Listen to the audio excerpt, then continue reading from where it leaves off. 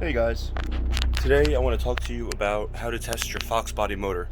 So I'm working on a 1986 Mustang. It's a convertible, and my power windows in the rear, this rear quarter window, it doesn't want to work. It doesn't want to work with the switch. So I ran the voltage tests on it. See, I undid the wires.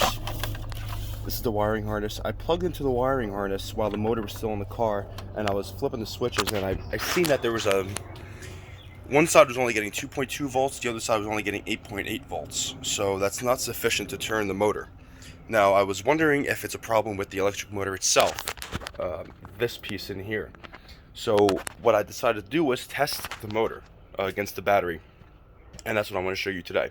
So what we're going to do is we're just going to basically jump its terminal right here.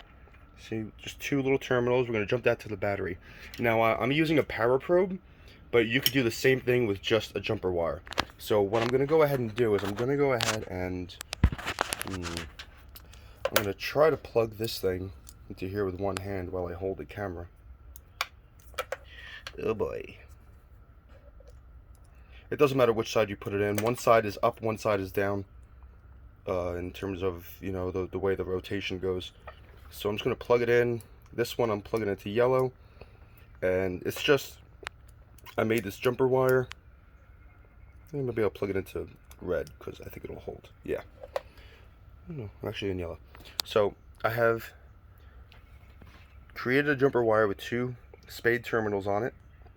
So I'm going to go ahead and add that to the battery.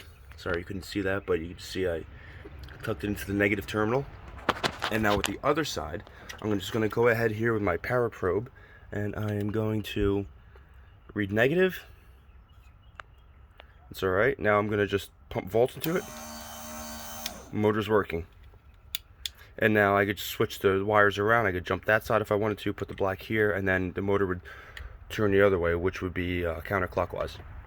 So now I know the motor itself is good. So my issue lies somewhere between the fuse panel and the wiring. Anyway, that's how to jump a Foxbody motor, window motor. So I hope that helps you, and I hope whatever issue you're having, you solve it. Okay? Gotta keep these cars on the road. They're not making any more of them, right? So, best of luck to you guys out there. Thanks for watching the video, and that's really it. I will say, recently, I did meet the love of my life. She doesn't seem to want me back. Video for a different time, I suppose. Take care, guys.